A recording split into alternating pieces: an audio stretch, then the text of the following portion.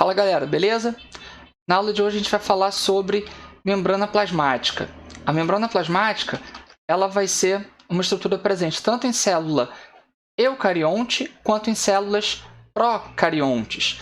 E a sua principal característica vai ser delimitar os limites entre o meio intracelular e o meio extracelular. A membrana ela vai ser sempre definida como uma bicamada, então são duas camadas fosfolipoproteicas, ou seja, são fosfolipídios associados a proteínas. E além disso, a gente vai ter glicoproteínas e glicolipídios aderidos a ela. Isso confere para a gente uma série de características, mas para a gente entender melhor, é preciso ver cada um desses componentes. Primeiro, os fosfolipídios, que são os mais importantes. Eles são estruturas anfipáticas. O que isso quer dizer? Eles são polares e apolares ao mesmo tempo. Eles vão ter uma cabeça hidrofílica, que se associa com a água, e uma cauda hidrofóbica. Nessa cabeça hidrofílica a gente tem o fosfato, na cauda hidrofóbica a gente tem o ácido graxo. Então, quando essa substância é colocada no meio aquoso, pode formar uma micela, pode formar um lipossomo. A micela ela é formada por uma única camada e, além disso, a gente tem só uma cauda de ácidos graxos. E aí, se vocês prestarem bem atenção aqui nessa imagem, eu consigo perceber o quê? Eu estou no meio aquoso, né? Então tem água na parte de fora dessa estrutura. Como o fosfato se associa com água, ele está voltado justamente para a água. E aqui na parte interna, a gente tem as caudas de ácidos graxos e não tem água no seu interior. Quando a gente fala em bicamada, é essa ideia aqui, ó, duas camadas associadas. E aí, eu tenho, tanto na face externa quanto na face interna, os grupamentos fosfatos, que vão permitir justamente essa associação com a água, e no meio, entre elas, eu tenho a porção hidrofóbica com as caudas de ácidos graxos. E aí, pensando no lipossomo, é a mesma estrutura, as duas camadinhas ali, só que formando uma estrutura esférica com uma cavidade aquosa no seu interior. E é justamente essa estrutura do lipossomo que vai dar origem posteriormente ao que a gente considera hoje como célula.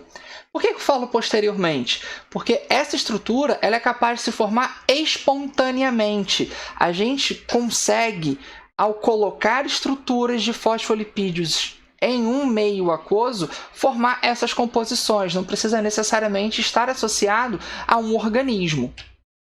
Mas além dessa bicamada fosfolipídica, a gente vai encontrar proteínas que vão se associar a esses fosfolipídios. A gente vai encontrar colesterol. O colesterol ele vai ser extremamente importante para mexer na fluidez da membrana. Por que isso? Porque o colesterol ele pode aumentar ou diminuir a fluidez, uma vez que ele é extremamente apolar. E a gente tem as glicoproteínas e glicolipídios que vão formar o glicocálix. Glicocálix é uma substância extremamente importante que vai ter a função de reconhecimento celular. Por exemplo, quando a gente fala em transplantes de órgãos, para ter a histocompatibilidade ideal entre um doador e um receptor, uma das coisas que a gente precisa que sejam compatíveis é justamente o glicocálix. Pensa como se ele fosse uma impressão digital da célula. Então, tem que haver um reconhecimento desse glicocálix. Quando o meu corpo não reconhece o glicocálix da célula, ele interpreta que aquela estrutura é uma estrutura que não pertence ao meu corpo, então ele vai tentar destruir. Por isso que acontece a rejeição de órgãos. Quando a gente fala lá do colesterol, e eu falei da fluidez, olha aqui como que ele vai se encaixar. Ele vai se encaixar justamente entre os fosfolipídios e se encaixando entre os fosfolipídios na região hidrofóbica, para poder aumentar a rigidez ou diminuir a rigidez dessa membrana, e aí torna ela mais ou menos fluida. Ele pode aproximar mais ou permitir um maior afastamento entre as caudas de ácidos graxos. Quando a gente fala das proteínas, as proteínas vão ter várias funções. Primeiro que a gente pode ter proteínas transmembranas, ou também chamadas de proteínas integrais, que vão atravessar integralmente a estrutura da membrana, e essas proteínas elas vão ter uma porção polar e uma porção apolar para conseguir fazer esse processo, e elas podem transportar substâncias, elas podem servir para auxiliar na estrutura dessa membrana, servindo de ancoragem, elas podem servir como receptores de sinais, então receber mensagens, ou até mesmo atuar como enzimas para catalisar determinadas reações. Tranquilo? Quando a gente olha então para esse conjunto que recebe o nome de mosaico fluido, eu preciso ter todos esses componentes trabalhando juntos. E aí isso vai me gerar algumas propriedades, algumas características dessa membrana. A primeira característica é a assimetria. A membrana ela é assimétrica. O que isso quer dizer? Que a face externa, lembra que são 2 camadas, ela pode apresentar componentes diferentes da face interna. Uma outra característica extremamente importante é a fluidez. E aí eu vou de novo relacionar lá com colesterol. Quanto mais colesterol, menos fluida, mais rígida. Quanto menos colesterol, mais fluida. E essa fluidez vai se relacionar também com alguns tipos de movimentos que ela pode fazer. Aqui a gente está vendo o tipo de difusão, o tipo de movimento que os fosfolipídios podem fazer. Eles podem fazer um movimento lateral. E o que seria esse movimento lateral? Os fosfolipídios eles podem passar, como o próprio nome está dizendo, de um ponto para o outro. Então aqui, ó, o que aconteceu? Ele estava numa determinada região, aqui, nesse ponto, e ele se deslocou. Foi para o lado, para o adjacente. Ele andou.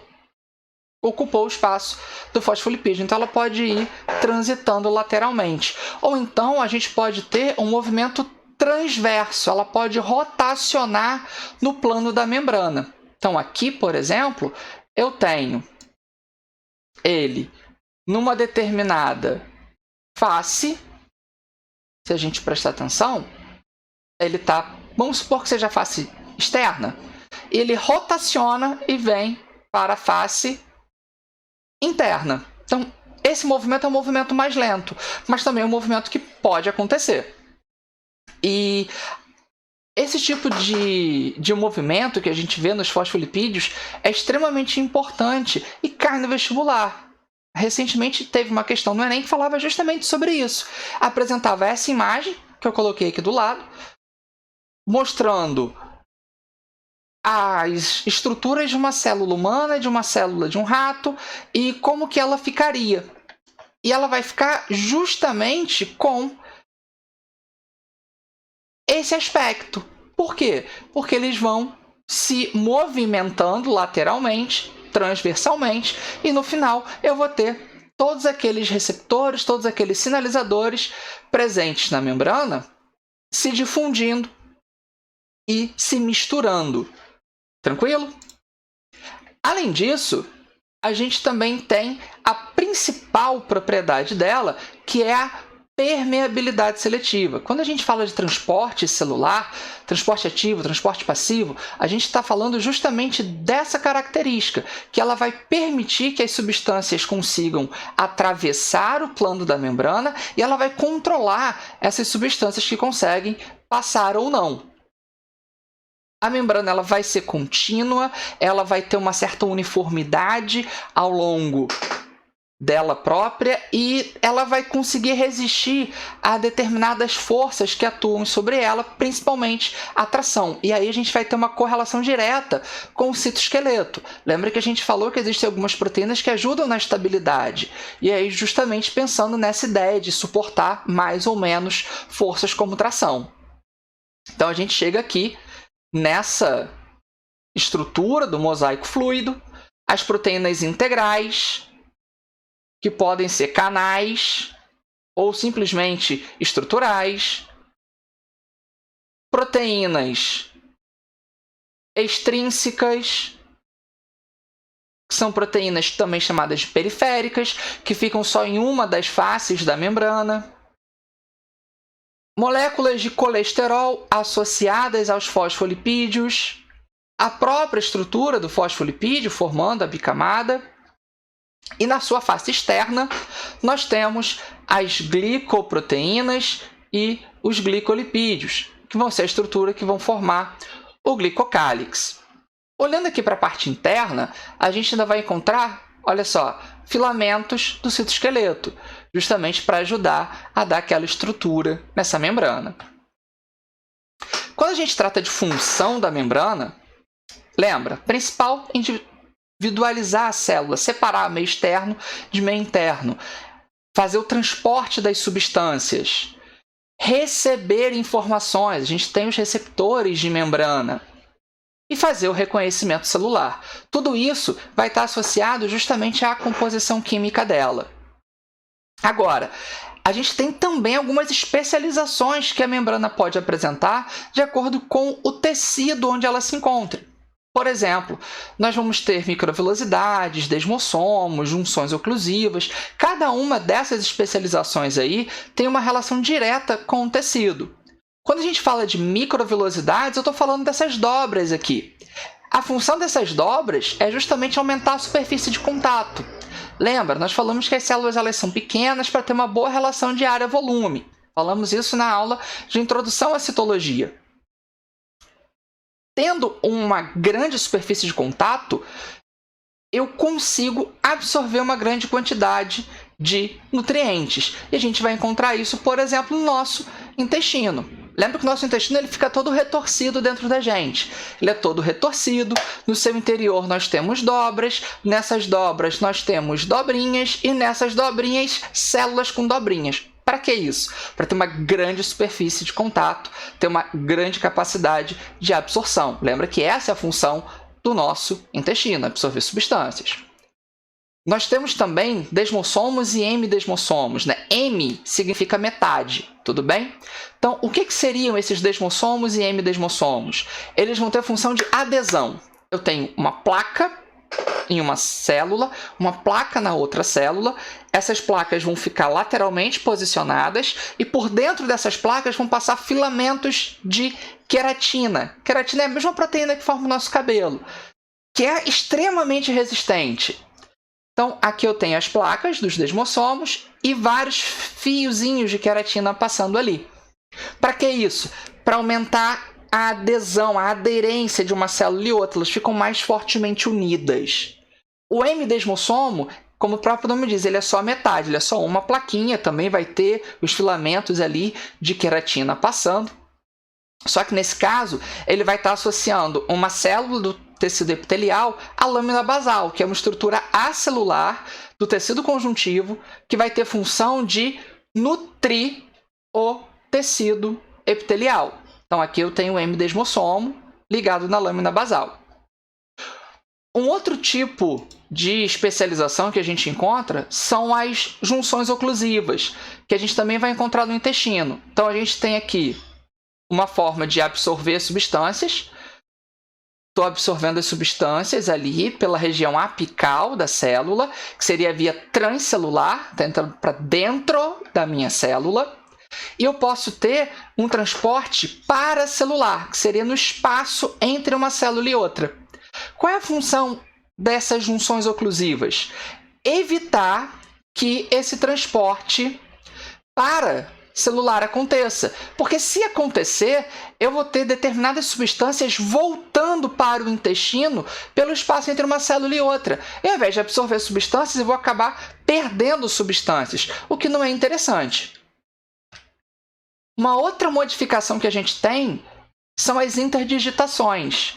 A ideia das interdigitações é intercalar as membranas. Para quê? Para aumentar o atrito entre elas. Aumentando o atrito, eu tenho uma maior união desse tecido. Nada mais é do que ter dobras de membrana uma por cima da outra. Isso vai aumentar a superfície de contato entre elas, isso vai aumentar o atrito que eu tenho ali também. Ok?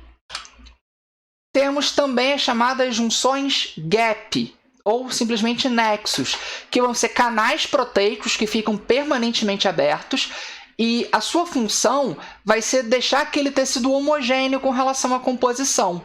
Para que isso? Tecidos que têm que ter uma coordenação muito perfeita de funcionamento, como o tecido cardíaco. Para ele poder contrair e relaxar, ele precisa distribuir as substâncias o mais rápido possível e manter as suas concentrações de forma bem igual. Então, as substâncias passam diretamente por esses canais. Ou então no fígado, onde nós temos um tecido que é metabolicamente muito ativo e também vai ter um trânsito livre a partir desses canais que a gente chama de junções gap. Outras modificações que a gente pode encontrar associadas à membrana são os reforços externos. É o que o próprio nome está dizendo, são reforços que ficam por fora dessa membrana. Uma cápsula gelatinosa que pode revestir uma bactéria. E aí essa cápsula, é legal que a gente entenda o seguinte, tem a membrana, vem uma parede celular, que também é um tipo de reforço, e por fora uma cápsula. A bactéria que causa cárie dentária, por exemplo, ela tem essa cápsula, que além de ajudar numa proteção, pode ajudar na adesão dela. Por isso que é tão difícil para tirar a cárie do dente. Tem as paredes celulares, que vão ter função protetiva, são extremamente rígidas, resistentes, e a gente tem também as lamelas médias, que vão ajudar ali nesses organismos, principalmente quando a gente está falando de lamela média, eu vou associar a parede celular também para ter uma ideia de proteção. Então, pensando nas estruturas de parede celular, a gente pode ter vários componentes. Parede celular de celulose, que é o que eu vou encontrar nos vegetais e na maioria das algas. Aí eu tenho a célula protegida por uma parede celular primária, ali por fora, e uma parede celular secundária, nesse caso.